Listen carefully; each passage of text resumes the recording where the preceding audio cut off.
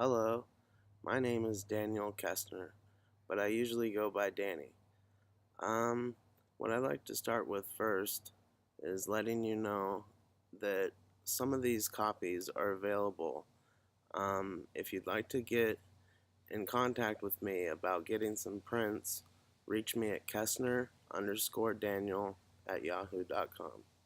Okay, let's start the digital portfolio. This is a piece named Kite. I worked on it at Marylhurst University. It was in an art therapy course that I made this.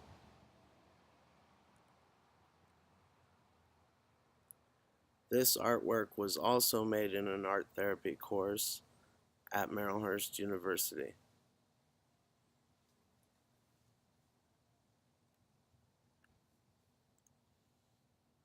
And again, this was also made in an art course at Marylhurst University.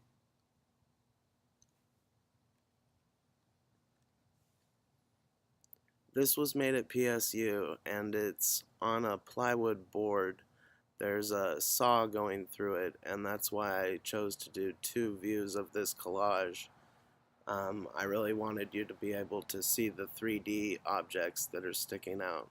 So here's the next slide. As you can see, this is where the saw blade is sticking out. I had my cousin Travis help me bend the saw blade with his shoe at a 90-degree angle, and then I was able to glue it to the board. This was a printmaking relief tile that I made, not for any class, but just in my own spare time. I believe it took me a year to finish this. It might have taken 2 years, I can't remember. This is a relief print. It was made from when I saw the Omsi Body Worlds exhibit in Portland. That was in 2008, so I was at PSU then. This is another print from when I was taking printmaking at PSU. And again, it says that color copies are available in original size, but on black and white pieces of art, you might just want to remember that copies are available in original size. Here is my angelfish collage. This was also made at PSU. This was made in a printmaking course.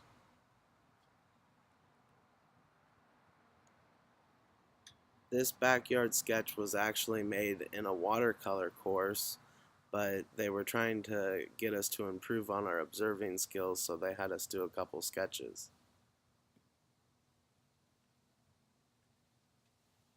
So here's another example of one of those sketches from that same course.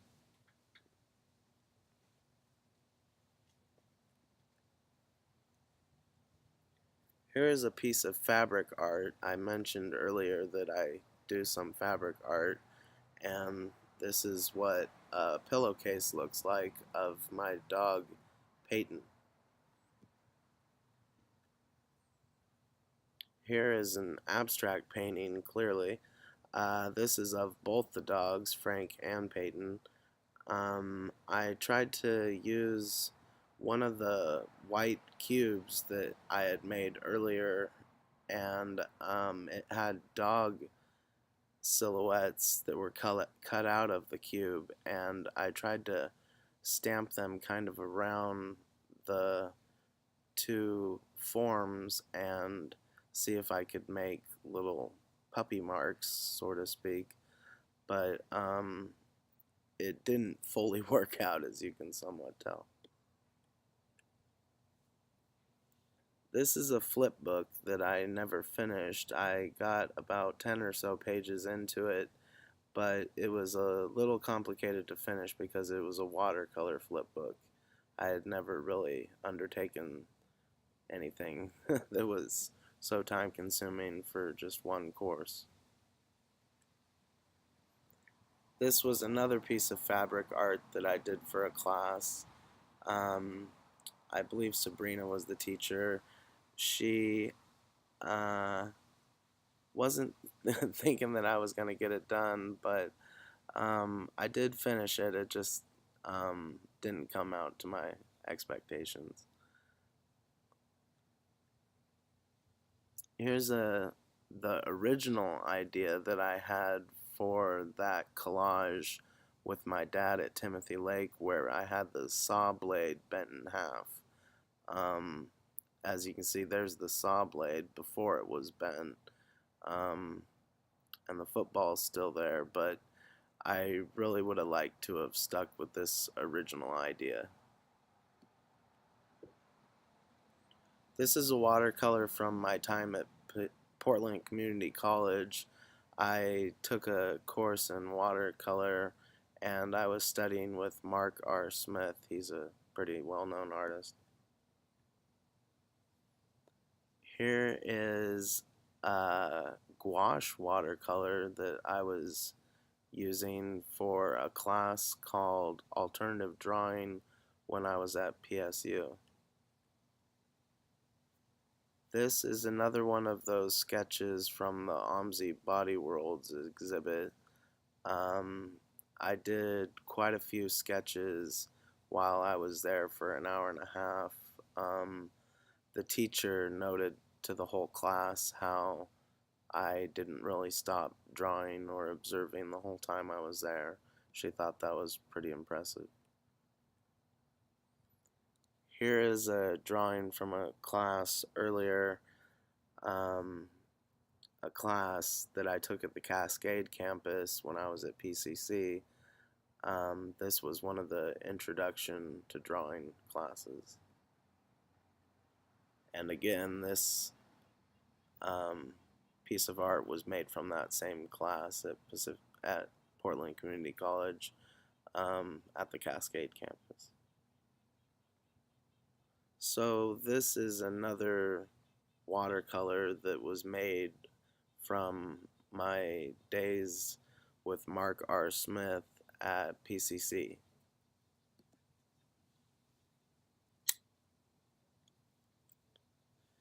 This piece was a fabric work of art, and it's supposed to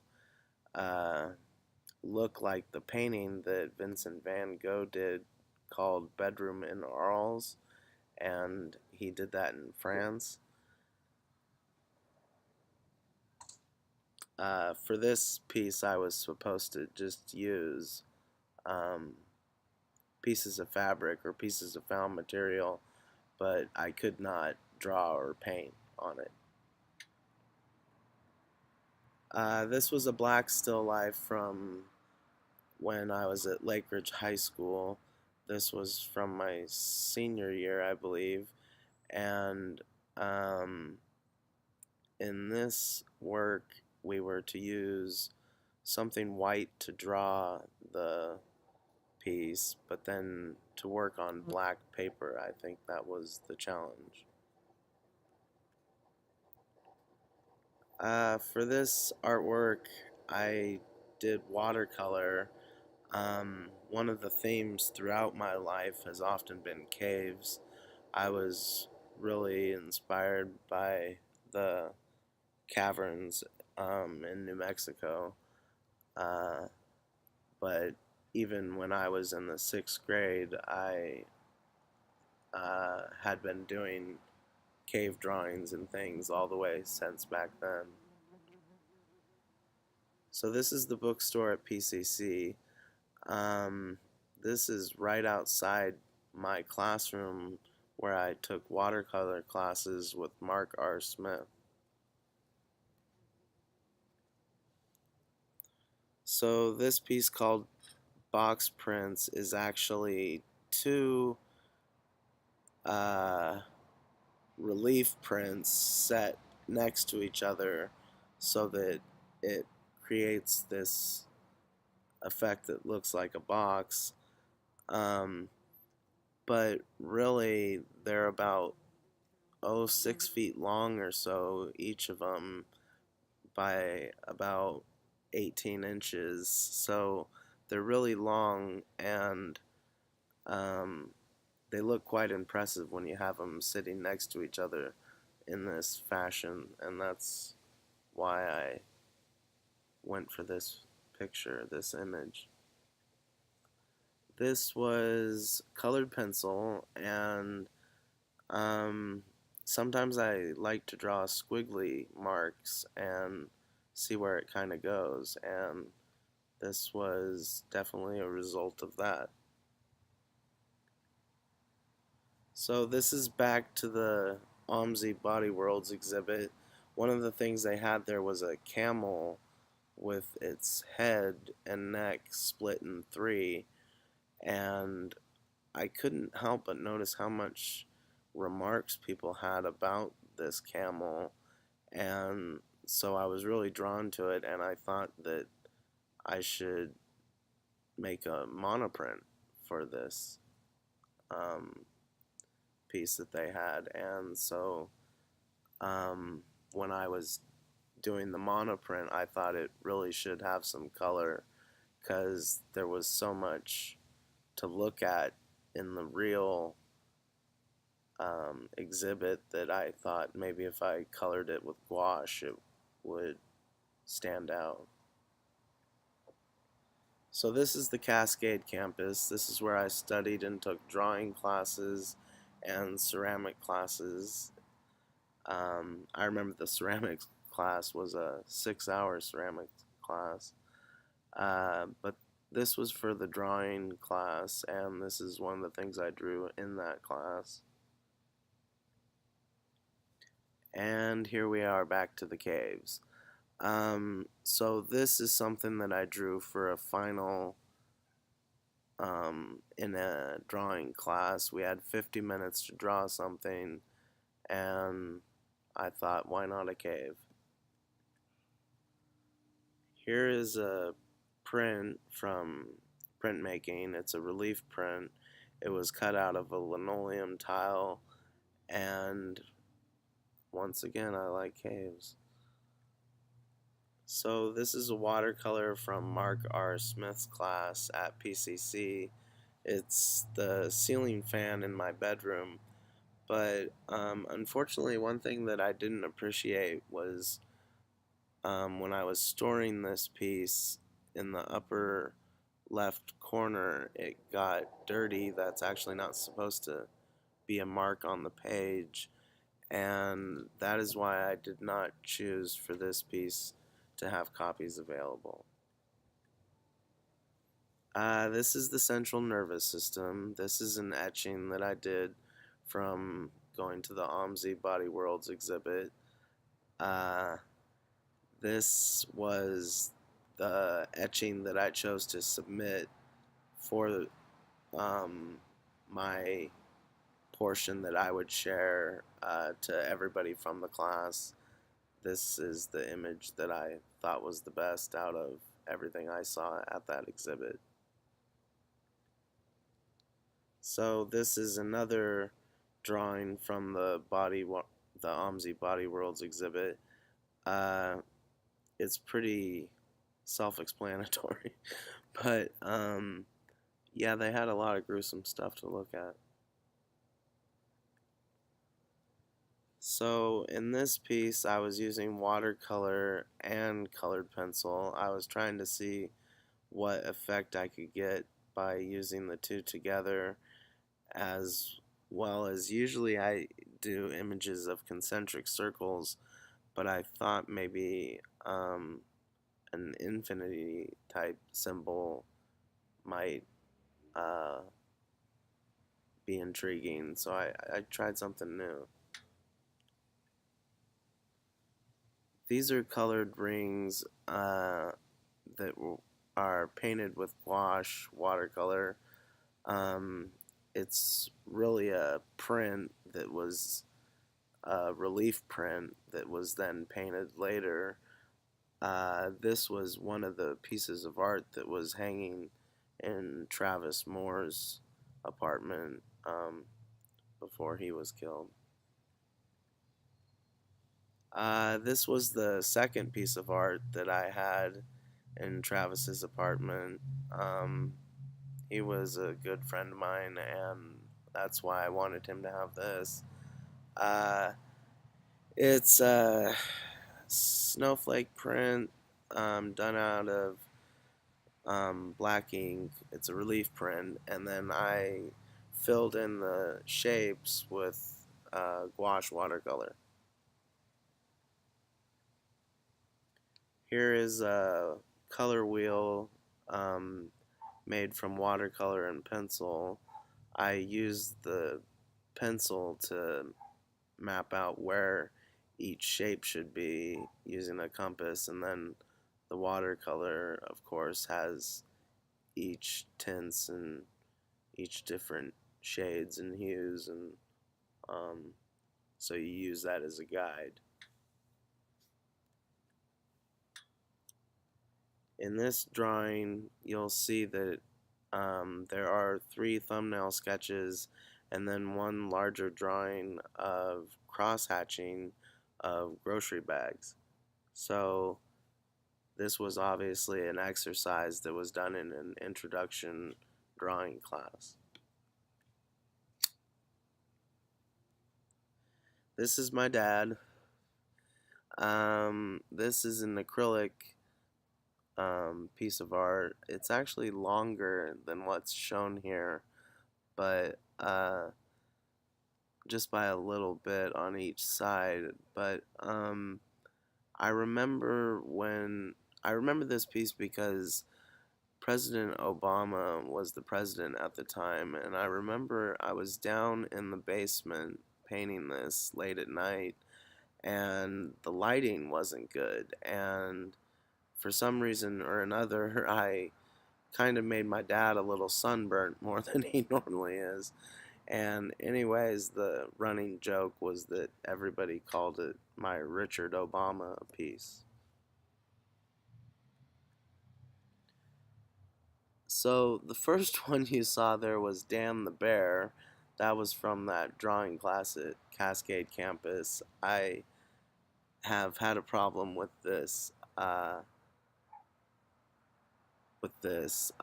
slideshow because it just goes right next to the next slide, and it only does that on that one slide. But this one is called Danno and Spike print. It's from my cat Spike that I used to have. He's gone now, but when I was taking printmaking at PSU, I chose to make this relief print, and it shows me petting him. So this is another relief print. This is with Peyton Blankenship. He was the son of a really good friend of mine,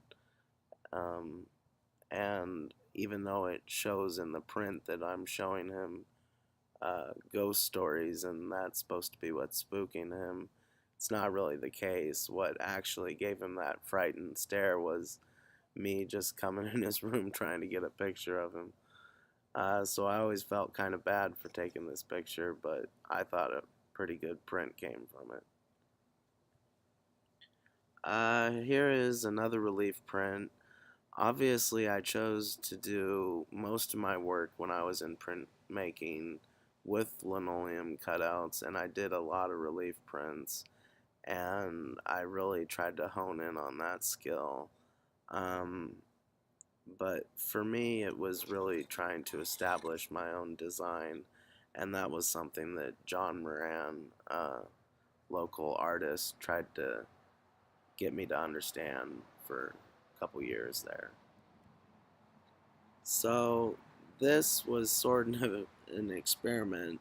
I used 2 different tiles that I had pattern prints on, and then I tried to use, of course, the third one, which actually does look like something, me at the computer. And I also tried to use blue for the tile that showed that I was at the computer, but it kind of all was a mix once you put them all 3 together, and this is really what you end up with. So this is a lot easier to see. This was basically the design of me at the computer, and you can really see that I'm using a laptop and that around me is the snowflake pattern that I was trying to achieve, and it just looks a little more clear. And this was when I was attempting to really come up with my own design. I was trying to make a tree that was just out of one continuous sort of line, kind of. And all the plants and other things below were just really kind of just something out of a dream world, just something surreal.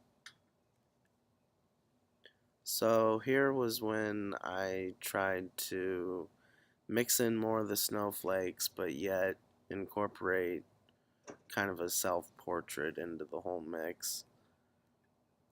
As you can see from doing this progression, I'm really trying to show, once you get into the next slide, to be able to see the difference between me and the clown mask, and then how it all kind of works together with the background too. So it doesn't really all come together till the next slide, but I'll give you a second to look at it.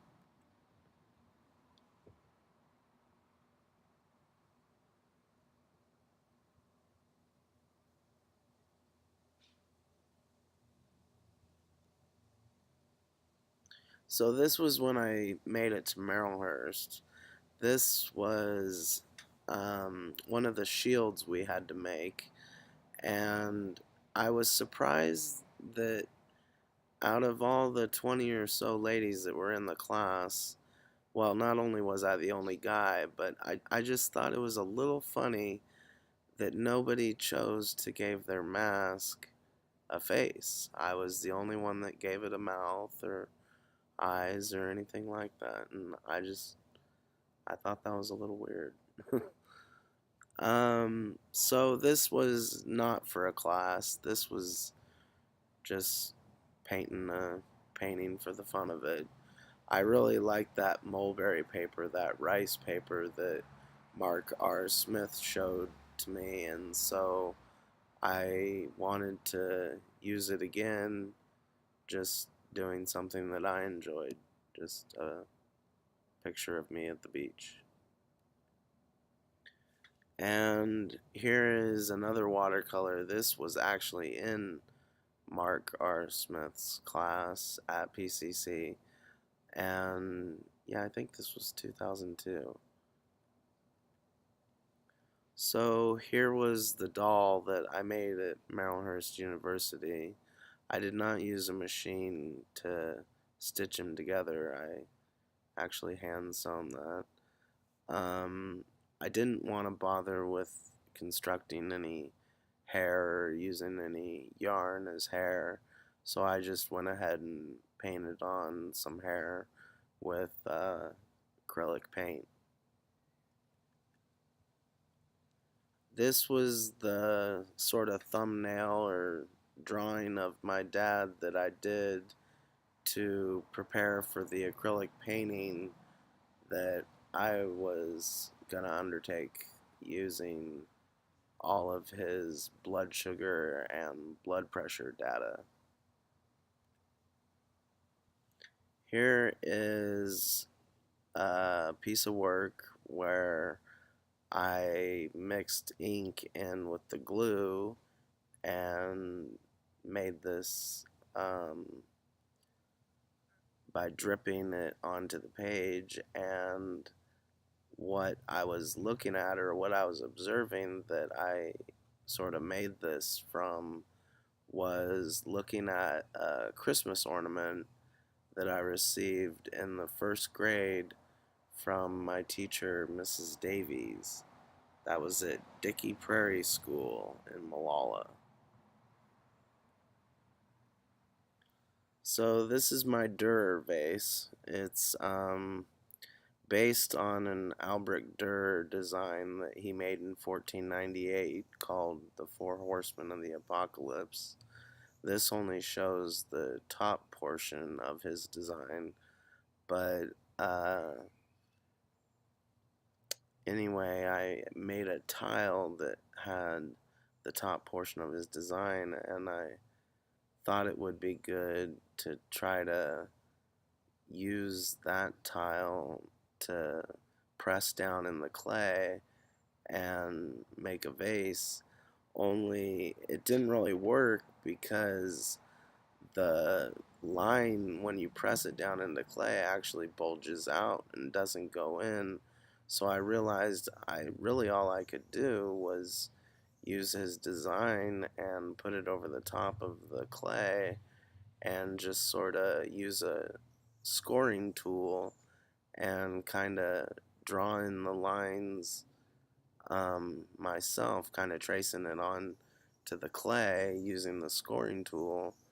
And so I removed the paper, and then I glazed it, and this is what I got. I did make another vase that was similar to this, where the line is actually bulging out. The teacher didn't think I was able to do it, but I did. The only one I have a picture of is this one that I used with the blue glaze. So this is another colored pencil drawing. Remember earlier I said that I like to try squiggle lines. Well, being from the Northwest, I have sort of an attraction to diagonal lines too, and sort of lines that look like they're lightning bolts or trees or something. Maybe that's from being around a lot of trees, I don't know. But, so this was something I just made for fun. This was from a class at PSU. It was a class to kind of teach people how to be elementary art teachers, and so they had us do a lot of art projects that you would present to elementary kids, and basically this was one of the pieces that I made from that class. So here's another fabric piece of art. This was made at PCC. It's a fabric Monopoly board, and I put pieces of ribbon on to make the colors of the properties, to do the black and all the drawing and all that.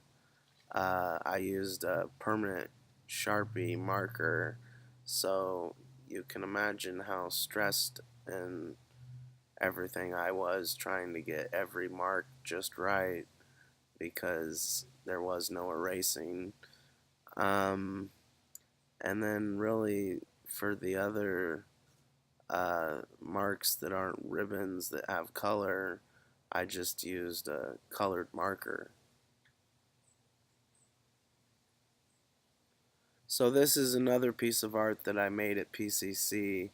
I did this at the Sylvania campus. This was in Mark R. Smith's class. Even though it's not a watercolor, it's actually acrylic. This was done on tar paper, and I looked at a lot of different faces to construct this piece. I know that the bottom right, I believe I was looking at Johnny Depp, and I believe the top left, I was looking at Eminem when I made that ear. So here is another watercolor from Mark's class at PCC, and yes, this was at the Sylvania campus. This was really when I was just starting out how to use the painting materials.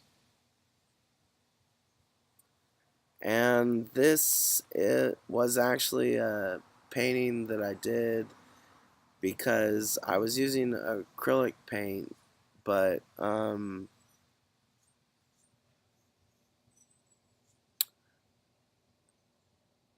for some reason it says that I used gouache watercolor, but That might have been true for the inside of the fish, but I'm pretty sure the rest of it was acrylic paint. Anyways, the whole point of this painting was that I had a large Magnum black marker, and I had never got to use it on any art projects. And when I went to do this piece, I thought, oh, this would be great to do the black. And so most of the black in this painting is actually from a large Magnum Sharpie marker. And those are pretty brutal to use if you've ever smelled one before. So this was a relief print that was a linoleum cut, and it was based off of the fish painting that you just saw. It was basically the sort of a study for this whole progression of fish relief prints that you're about to see. So this is the next one. I believe I have 5 of these fish relief prints. I always thought it was great because the first night that I was doing this project where I was carving out this fish, I remember Eleanor Erskine, the head of the printmaking department at PSU, she told another teacher when we were out there on the skywalk, she pointed at me and she said, "This guy's good." So that made me feel pretty good on my first night in the printmaking class. And this fish number 5, this specific print, this was probably one of my favorites because there was just so much going on. So here's another monoprint. This was from that same introductory printmaking class at PSU in 2006 with Eleanor. And really, it's kind of hard to see the sea star, but I do like the way it came out because monoprints are not that easy. And it looks very organic. So this was a triptych. I was actually looking at a National Geographic magazine. The location was Vienna, and so behind all those trees there should really be water. But when I chose to do this, I didn't think it needed to be there. I thought I could have just left it blank or just drawn a field or really it wasn't the focus, the fountain was, and so I wanted to sort of keep my eye on the prize there. But this is a very large drawing. I wish I would have wrote down the dimensions because you can't just fold it out, lay it out flat and stick it in a portfolio. It has to be folded over so that it can fit. So here is the 4 Horseman tile that I made. This was the second tile that I made, and this is the one that took about a year or 2 to carve. I really can't remember how long it took me to carve, but it took me so long because I was carving it in my spare time. But when you see this thing up close, it's really impressive. Here was the first copper etching I had ever done before. This was at PSU. I was studying with a pretty well-known artist, and she taught me how to do all the not relief prints, but etchings. And she was a fun person to learn from. Her name was Sarah Horowitz.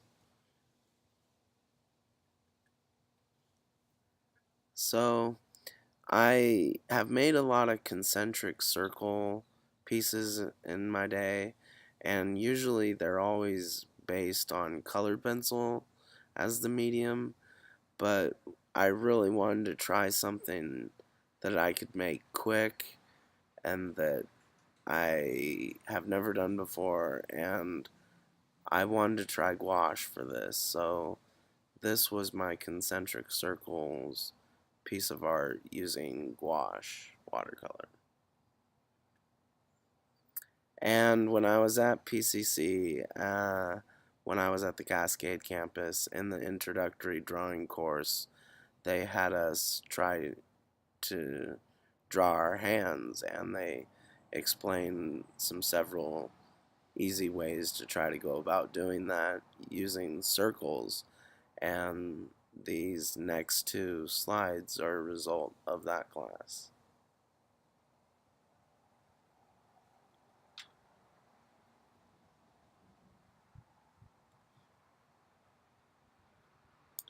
So here's another etching. This was my first etching that went horribly wrong. As you can see, I sort of had a problem with the overlapping of things, and mainly with the swan or duck or whatever you want to call it up at the top and the right. I really didn't want the wall to show through on that, and since it did, I don't know, for good or bad or whatever, I never really went back to etchings after that. This was another watercolor. Obviously, watercolor is something I love to use. This was from Mark R. Smith's class. This was in 2002. This was at the Sylvania campus. So this was from PSU. This was from that elementary art class, the one where you learn how to teach an elementary art class. And this was using chalk pastel on paper. So, when I was friends with Zach Fryer, he asked me to do an etching with his dad in it, and my final for my etching class was to do a piece that had a lighthouse in it. And since Zach at the same time asked me to do something with his dad in it, I decided to put John in the picture of my lighthouse. And I also put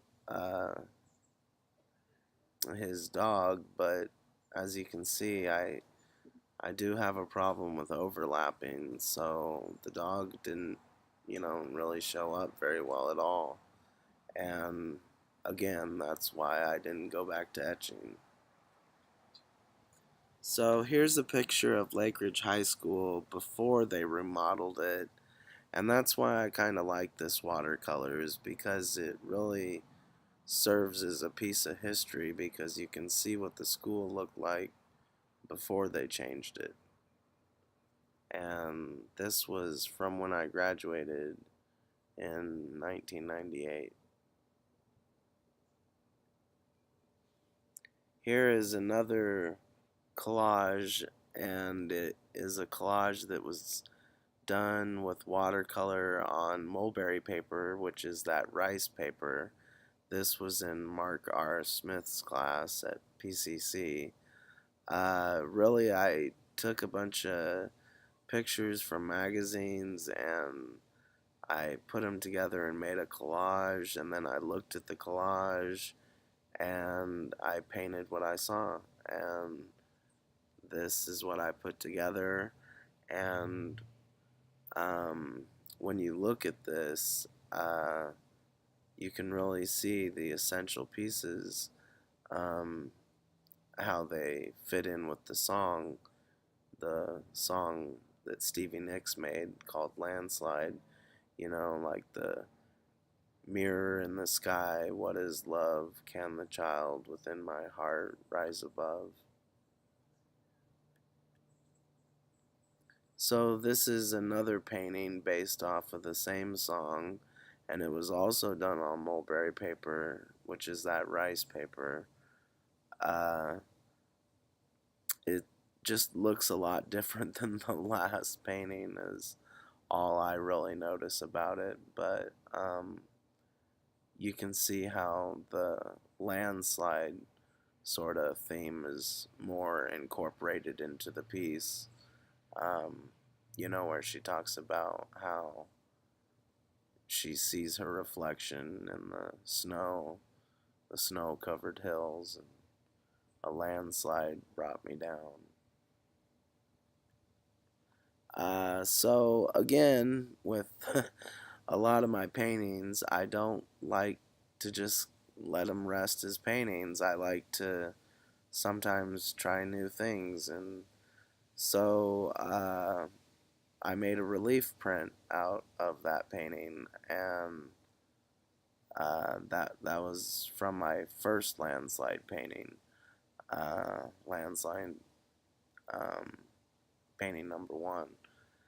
And this is the print that came of that. And here is actually the first print that came of that. The one that I just showed you was carved after this print, in fact. And it's a little easier to see the drawing, I think, in this one, but you can see how the relief prints look much different than the colored version.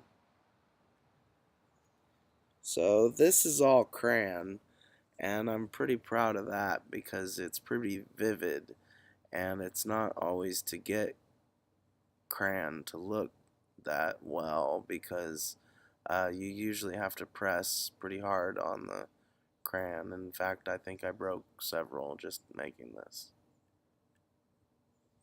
And this is Lincoln City. This was done with chalk pastel, and it's not easy to draw or use chalk pastel when you're sitting in the sand. That's what I remember. So this is another relief print.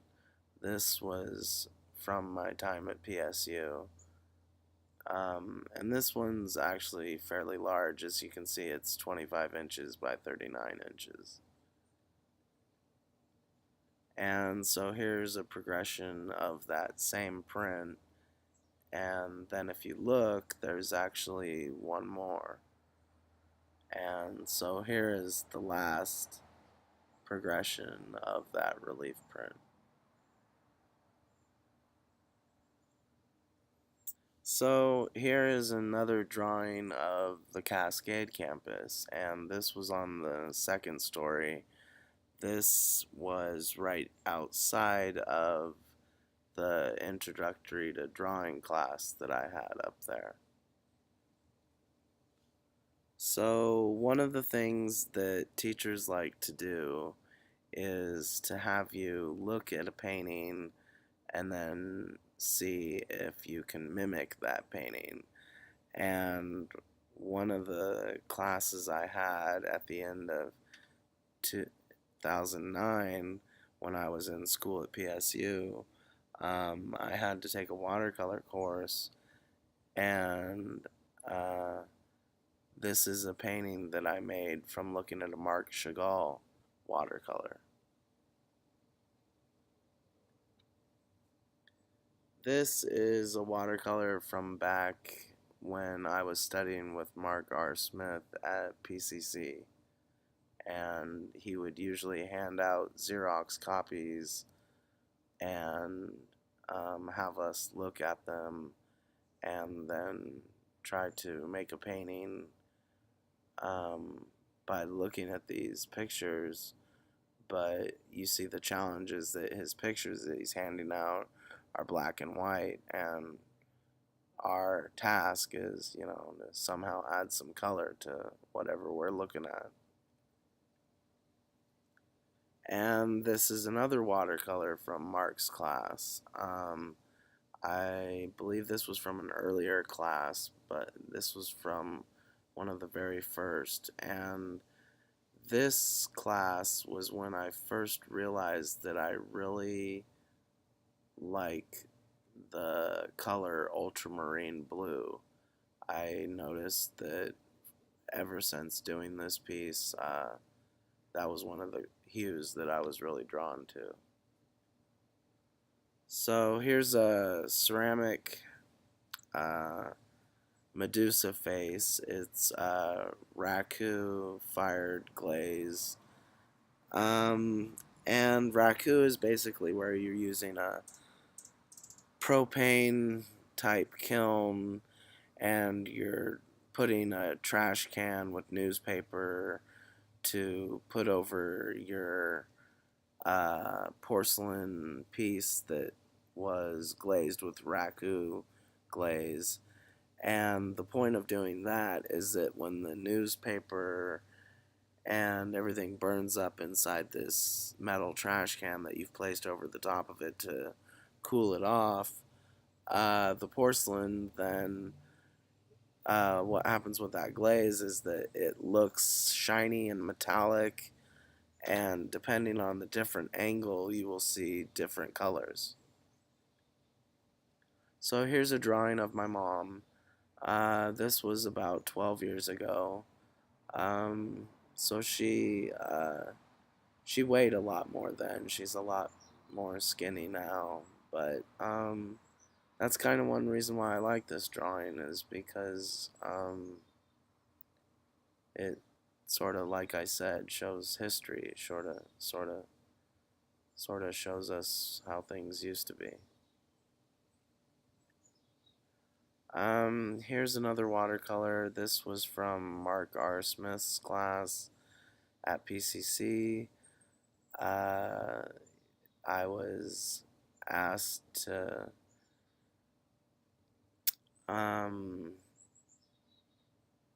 sort of put a bunch of small objects in a box and give the box a background, and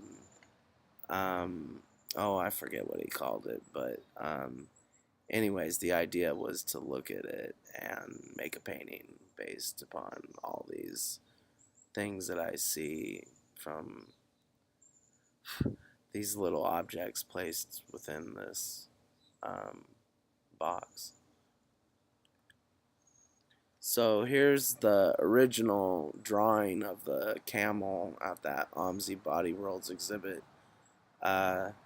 This is the one that I had done in colored pencil, and you could really tell the color and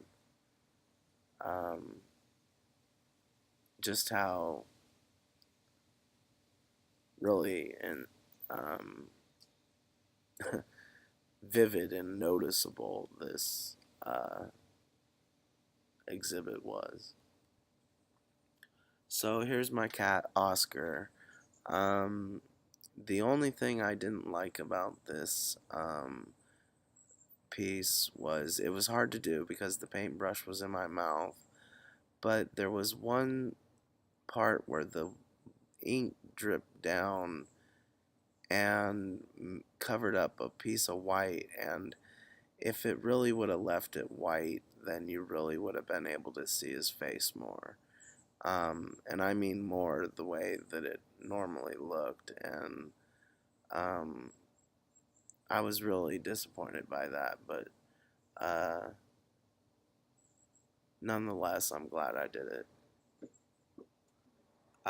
Here is etching that was based off of a National Geographic picture, and when you hold the two pictures next to each other, you can see that my tree was not totally spot on, but I came very close to getting the two pictures right, and it's nice to look at the comparison. So here's another owl, but the difference between this is that this is not an etching. This is a monoprint. Um, so this has an owl flying in the trees and stuff, and uh,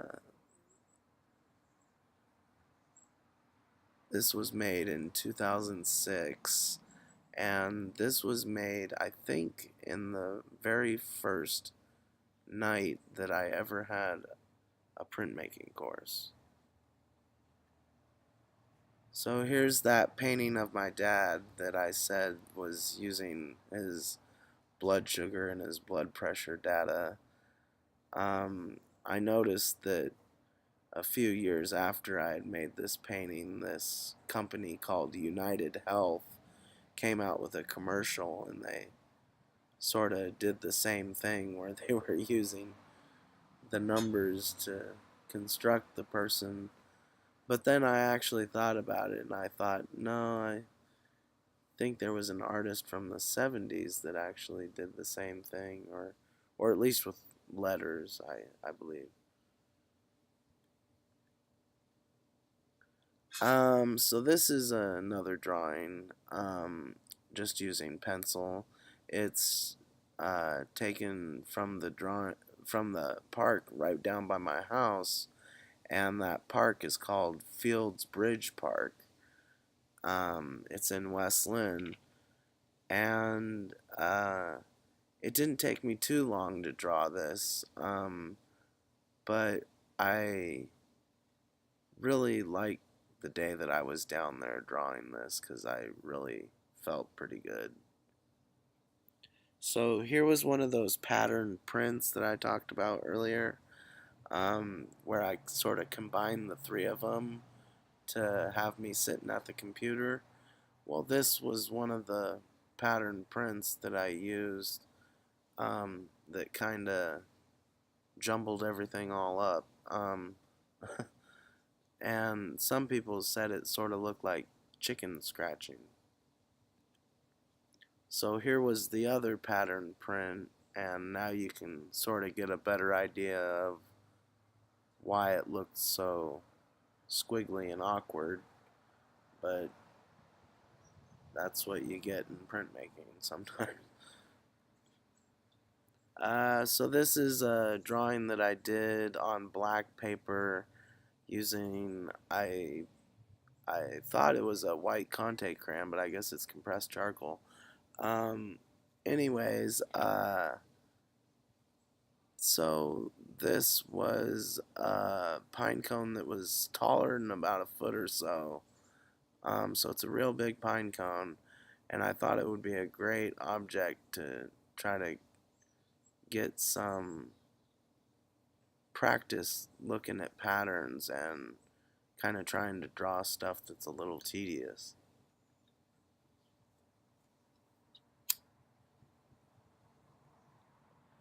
So every sibling in my family has a birth plate, and my sister Molly, my little sister, hers got broken, and I really didn't appreciate that she was the only one that didn't have a birth plate.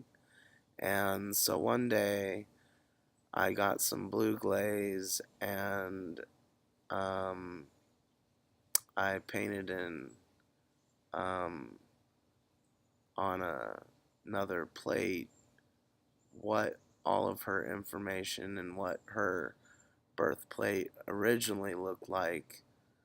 Um, and I kind of stayed up so late working on it that I ended up messing up on the wall, as you can see by the clock. But um, I was glad that I put all the information there and everything, and that she still has a plate now. So this is another ceramic piece of work. This was made from a cube, a sphere, and a cone. And in the class, our assignment was to chop them all up and somehow put them back together and see if you can make a sculpture. And everybody in the class was naturally taking big chunks and chopping up their sphere and their cone and their cube and everything. But I noticed how everybody was throwing away a lot of material.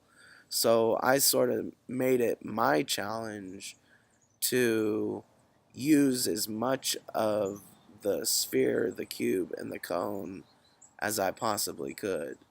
And I ended up with a very large sculpture. This thing's about 20 inches tall or so. And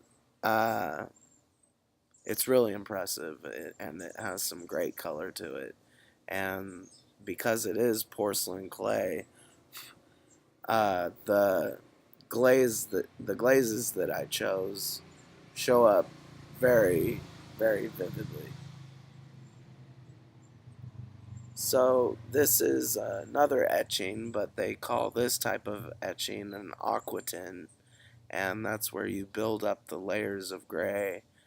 And so that is what I basically did throughout the whole process of creating these polar bears in the snow. But then to make the tree in the background, the one that's dark, to make that really dark, I chose a method they call dry point, and I just sort of scratched it in there until it looked the way I wanted it.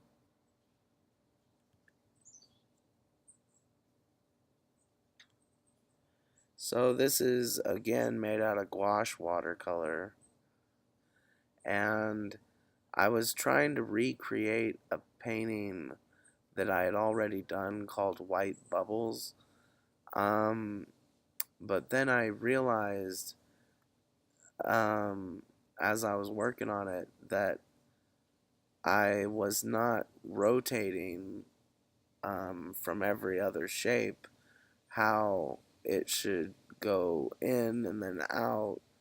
Instead, I just drew all my shapes going in, and so it looked completely different.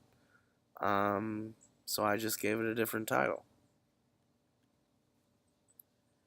When I was at PSU, one of my assignments was to do a drawing, and I had about an hour and a half or so to do this drawing. And from being in the park block so much, I was always really impressed by the front of the library, how it all looked, and the architecture and everything. So I thought it'd be great to draw this tree that I saw in front of the library. And then it was later told to me by Eleanor Erskine that that tree was special for its location in front of the library. Like I guess they built part of the library or something to look especially good just for that tree. And I wasn't aware of that story, but I found it interesting, especially after I had done the drawing. So these are more of those concentric circles that I was talking about. This is what I usually do with that type of medium, is I use color pencils and I try to get in as much of a different variety of colors as I possibly can. And this was one that was fairly large. I forget the dimensions on it, but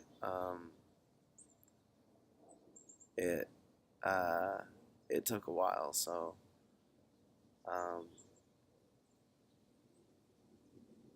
a lot longer than the gouache watercolor one, you might say. So this is my dad, and he's sitting at the table. You can't see the table, but he's sitting in his chair at the table. My dad only has one arm. He only has his left arm, so nothing's odd there. This was taken at the This was done at the same time that my mom was also sitting in her chair when there was that art piece called Mom Sitting. So anyways, this is Richard sitting, and Richard's my dad. And so yeah, this was done the same year, and um, I think he looks pretty much just about the same today. Alright, so this is a Linoleum-cut Relief Print. This was more of those concentric circles, but I thought that it didn't have to be limited to colored pencil. So I wanted to see if I could use the same idea in black and white.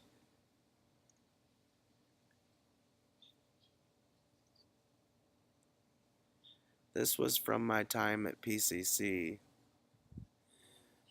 I was in an introductory design class, and it was my first time ever using Scratchboard, but we had to draw something in the Scratchboard, and then we had to also uh, carve out its name, and so of course I did a tree. Here's a self-portrait I made in Mark R. Smith's class at PCC. This was the class where we used acrylic paint instead of watercolor. He asked us to do something in the self-portrait that would look a little bit odd, or, well, not odd, just something that would make it look like not just a smile or not just what you would normally see. So I chose to put my finger and flatten my nose. Here's a skeleton drawing. I made this from looking at an actual skeleton model from my drawing class, and as you can see, it's unfinished. And another thing that I can tell right away is how big the right hand is.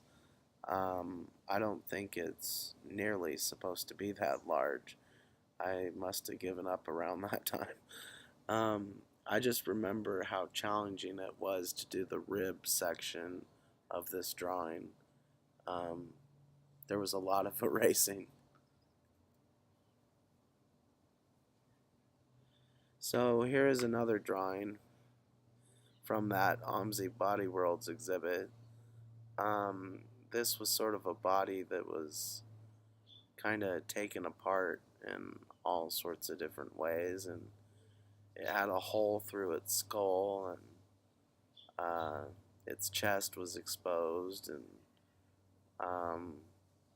it just looked really odd to me, so I don't know, I was attracted to it for some reason. And this was a piece that I called a snakeskin print. It doesn't really remind me much of a snakeskin. It's just that I really couldn't think of what to title it, and it looked a little out of control and somewhat scary, and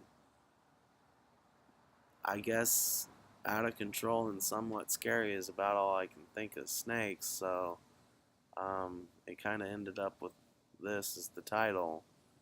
But what I like about this piece is how I just sort of lost control and just kind of started not caring so much about the marks that I make, and just see what a happy accident might look like.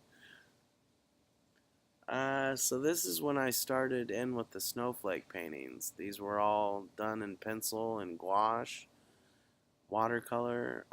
This was the very first one that I was working on, and I really liked the way it looked when it was just black and white, and so I thought I'd just put a picture of this in here just so people could see the contrast. So this, of course, is the same painting when it was colored all the way, and there's only 6 different snowflake patterns in this piece.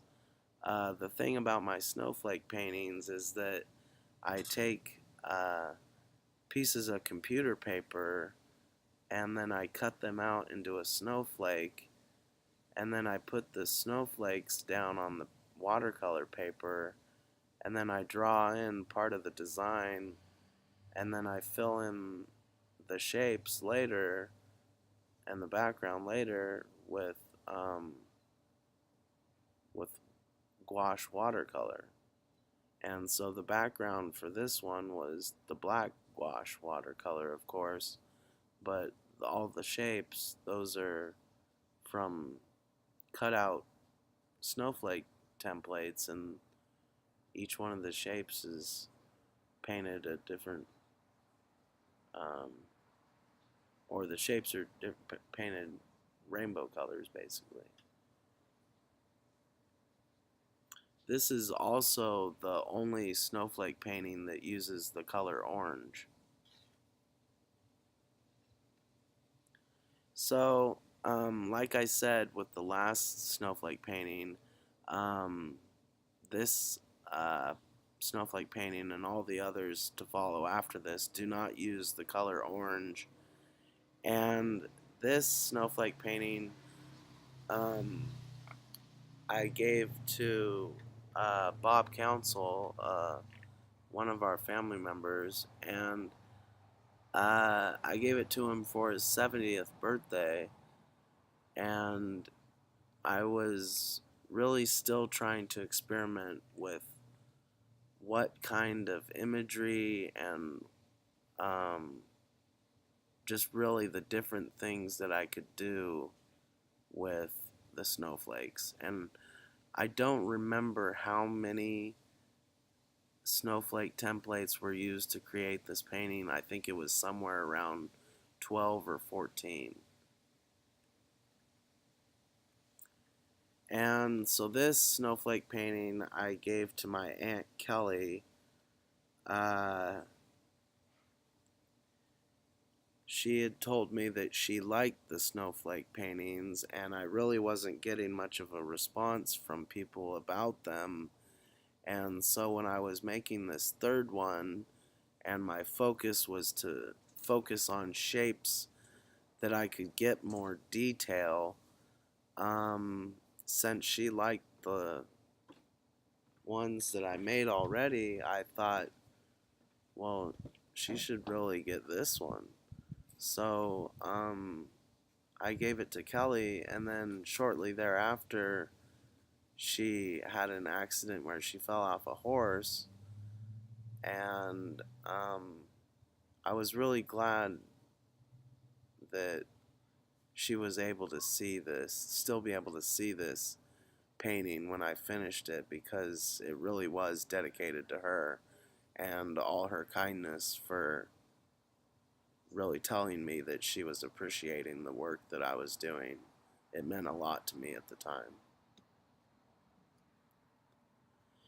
So this snowflake painting I gave to my grandma Dixie, Kelly's mom, and I really wanted Dixie to have this painting because I think so far it's probably been just about the best piece of art I've ever made, and I've never really been able to do much for my grandma, so even though I had to make her pay $400 just to get it framed,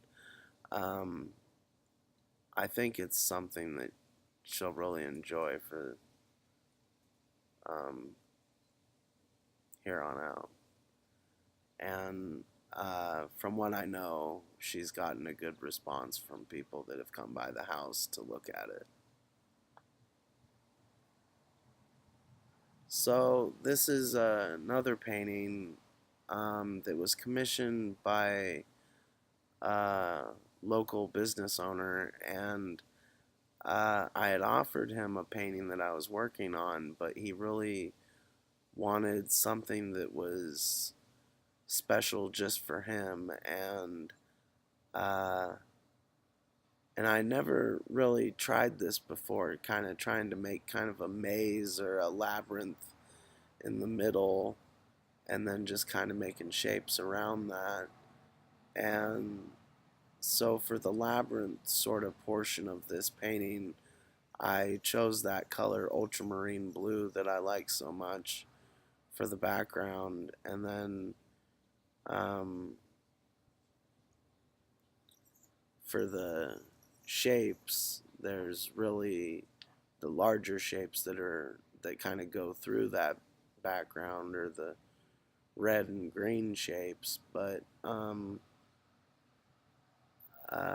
and then I just decided, since I was going to use yellow, I really should just have yellow in all of it, so the background and the bigger red and green shapes. And this is what I ended up for the guy, and I hope he likes it. So this snowflake painting was difficult to do because it was done in a time when my cousin Travis Moore was really having some trouble. He was struggling, and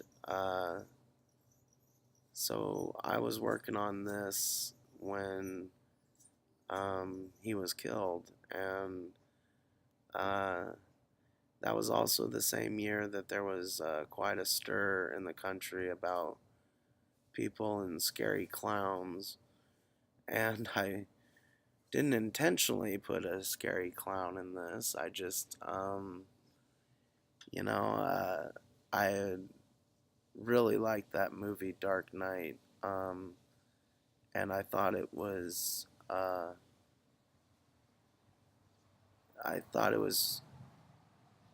pretty much something to remember, and it meant a lot to me. So I wanted to incorporate the clown in one of these paintings, so that,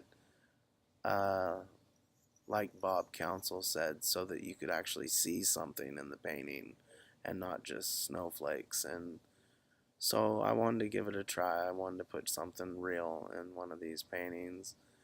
And I also changed it up by making part of the background black and part of the background blue, and then where it wasn't black it was blue, and where it wasn't blue it was black. And so I mixed it up. But you'll notice also at the bottom of the painting it says, "In loving memory of Travis Anthony Moore." And that's really because he was my best friend at the time. I mean, and I miss him a lot. And at the time, this was my way to dedicate something to Travis. So this is the snowflake painting that I'm currently working on. This right here is just pencil on paper. This is the drawing only. I thought, since I was making such large-scale watercolor paintings, that maybe I should get the drawing of them scanned, and then once I finish painting them, get them scanned again, and then frame them. And that way I would be able to offer people prints of the drawing or prints of the real colored painting. So I could really leave it up to them what they preferred. But this is also a new technique. This is a new way of going about this. And so in this drawing, I have my name and the date and everything on there. And but when I have gone to paint it now, I have to have that name and date not on there, but because it gets painted over, and then when I get it all the way painted, I'll put my name and date back on it, but in the border, so that the painting is not disturbed. So I'll see how this new way of making art, or kind of new project, works out for me. And before I started making snowflake paintings, I was already experimenting with the idea in my printmaking class. So this was one of the snowflake prints from 2009 from Eleanor's class, and that was a course in which I made 36 linoleum-cut prints. But if you do decide to get a copy available, and I don't mean a color copy, but just a copy available of this in original size, just know that the date and time and such will not be on the copy. So this was my cat Spike. I know earlier I mentioned that I did a relief cut, a linoleum cut with a relief print of Spike. But this was actually a little different. He was sleeping, and I was given an assignment where I was told I had to do a painting, but I couldn't use my hands. And me not being very good with my feet, I just decided, how about I stick the paintbrush in my mouth? So that was how I made this one. So this was Stained Glass Roses number 3. I did Stained Glass Roses number 1, and it turned out great, but it had no border. So Stained Glass Roses number 2 was actually just Stained Glass Roses number 1, but it had a print over the top of it, a snowflake print. So I called that Stained Glass Roses number 2. But the next one that I actually did paint was this piece of work, and so that's why I call it Stained Glass Roses number 3. That's where it gets its name, even though this turned out to be the best version of the stained glass roses, and it was inspired by a local stained glass artist, Joe Lasorella, and he lives in Portland, and he's been doing stained glass work from there for several years. He was even in the newspaper, and he was the one that started me on this idea of using a straight edge to incorporate in my paintings, and this was what resulted of that. And so this piece of work is now hanging up over at Joe's house.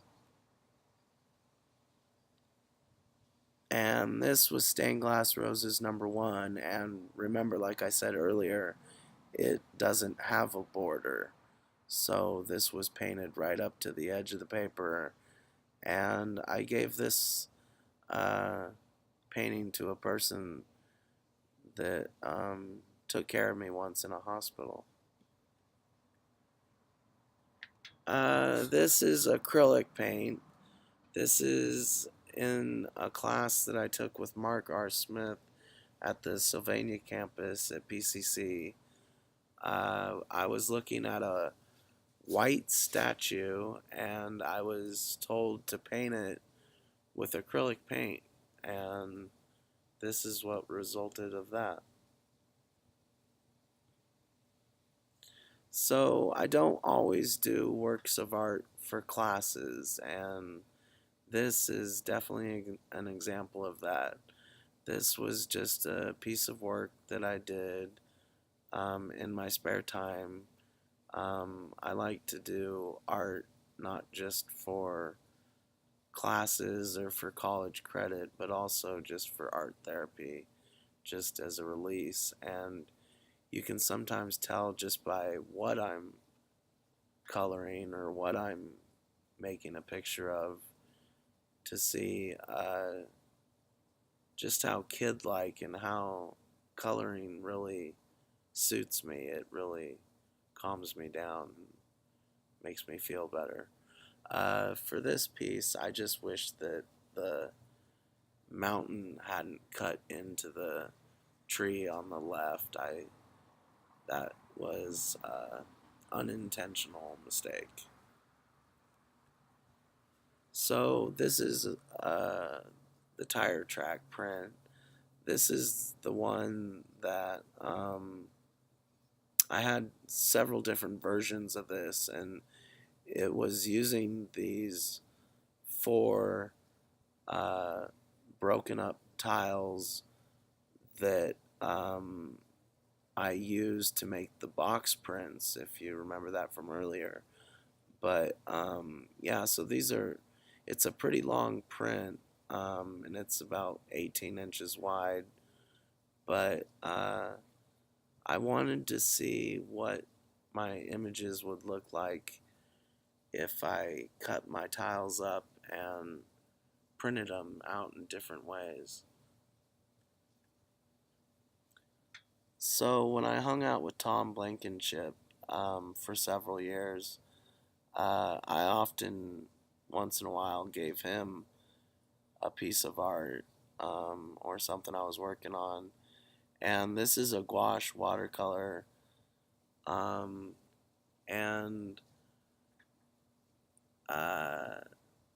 Sarah, his wife at the time, she really liked frogs, and so I wanted to do something that they would both enjoy, and so I did this picture of a frog for them. So this was definitely for an assignment. This is gouache watercolor, and the piece is titled Touching, but obviously if you've ever sort of taken any art history classes or anything before, you'd sort of know that this is Michelangelo's painting of the Sistine Chapel, where God is reaching down to touch Adam's arm, or finger, I guess. So this is another monoprint. This is one of a maple tree. It's also got some grass in there on the bottom of the picture. And it has like sort of a hole in the middle of the tree. I don't know, just some place where an animal might live or something. And monoprints are where you really get your image from rubbing the back side of what you're trying to create. Using Mylar, it's really it's kind of a tricky thing to explain, and after so many years of school and so much pruning, I think I don't fully understand how it's done anymore anyways. So this is another watercolor. This was the Skywalk at PSU. This is often where I spent most of my lunches. But I thought it was, like I said, interesting architecture and stuff, so I thought it'd be interesting to sketch this and sort of do this in watercolor. So here's a value sketch. This is of Newburger Hall. This is at PSU, and this was really to get me ready for the type of exercises I was going to be doing in the watercolor class. Here's a value study. This is from the first class that I ever had at PCC, where we would use gouache watercolor. At that time, I really hated that medium, but it's funny because now it's probably the only thing I'll use.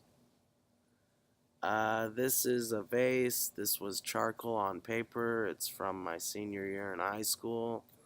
Um, and I forget the teacher's name. I think it might have been Jim Pawnee, but I think taking art in high school was really what drove me to take it in college. So here's another watercolor. This is of the park, the Fields Bridge Park, again, down by my house in West Lynn. And boy, what a difference pencil to watercolor makes. So here's a watercolor of Portland. This was, I was on top of a roof down in Portland, in downtown Portland, and I did this watercolor from that vantage point. So here's another watercolor of Portland. Not everything in this picture is totally 100% accurate. It's just that when there's so much in one view, you kind of want to capture the essence of what you're really looking at, but then what you can't really handle, that's just kind of extra stuff. At least that's the way I see it. So here's a watercolor still life. This was from that same class where I just did the rooftop watercolors. They had us doing a lot of still lifes in that class. And there were a couple that stood out to me, and this was definitely one of them. So here's another one of those still lifes from that same watercolor class, and I wanted to kind of put this one in there just to show an example of what it would look like if you mixed in a few colors. So this was from Mark R. Smith's class. He was trying to get us to explore with wet on wet, and so that's where you put wet paint onto a wet piece of paper. This is whale and fish. The challenge I had here was that I put tape down, masking tape over my drawing, and I was then drawing my drawing and then had to peel up the masking tape. And I don't know why I was doing this, but I think it was for a ceramic project, and I don't still have the ceramic project, but I kept the drawing because it's really one of my only drawings that I have where I have something like a killer whale in it. So these are my white boxes. These are cubes, and these were one of those has a bunch of dogs, some silhouettes cut out of it, and that was the cube that I used when I was making the abstract painting of Frank and Peyton, where I dabbed it in the brown and the different greens and stuff, and I was trying to get little doggy silhouettes on the painting. So yes, I sacrificed that cube. This is White Bubbles. This was that gouache watercolor that I made in 2006. This was all in my spare time. I just really liked the way this one came out, and I was disappointed that I chose to take a snowflake print and print it over the top in the middle of this painting. I mean, it still looked good afterwards. It looked kind of neat and everything, but I really like the way it originally looked, just how it is now, and that's why one day when I'm ready, I'm going to recreate this painting all over again. And one thing I was thinking about doing was making two of them so that I could have one where there's a blue background but none of the shapes are colored in. Because I remember when I did that the first time, the whole entire painting moved. And it was really incredible. So this was my drawing of Willamette Falls, the Portland area, the Lake Oswego trolley, just kind of the whole Willamette River kind of condensed all into one spot.